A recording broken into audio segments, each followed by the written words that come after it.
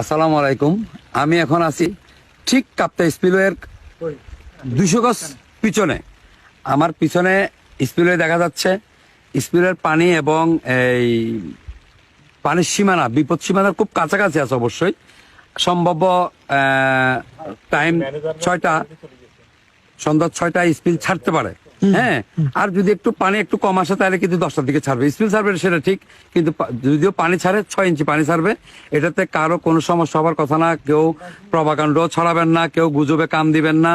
এই আমাদের স্পিল যদি ছাড়ে এই ব্রাঙ্গনিয়া লিচু বাগানের কোনো মানুষের কোনো ক্ষতি হবে না, সেটা 100% কারণ 6 ইঞ্চি পানি ছাড়লে আমাদের এখানে যে কাপ্তাখালের যে চর পড়ছে, এই চরও কিন্তু ভাঙবে না। ওটা মনে রাখতে হবে।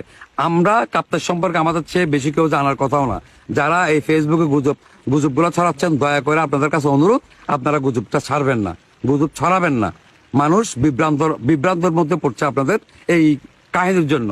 আপনারা অহেতুক এই কাহিনীগুলো করছেন, কিন্তু আমাদের মধ্যে একটা এই দূরত্ব বজায় হচ্ছে। অনেক মানুষই আমাকে রাঙ্গুনিয়া লিচুবান থেকে ফোন করে জিজ্ঞেস করতেছে আপনাদের স্পিল কিভাবে ছাড়বে, কখন ছাড়বে। হ্যাঁ, এটা কিন্তু মারাত্মক ঘটনা ভাই।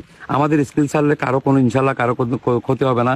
হ্যাঁ, কোনো মানুষ যদি ক্ষতি হয় তখন আমাকে আইসা কি এইভাবে আঙ্গুল তুলে বলবেন যে আপনার কারণে আমরা কিন্তু কি আমরা অসতর্কতা ছিলাম। হ্যাঁ, তারপরে সতর্ক থাকবেন, কিন্তু 6 ইঞ্চি পানি ছাড়লে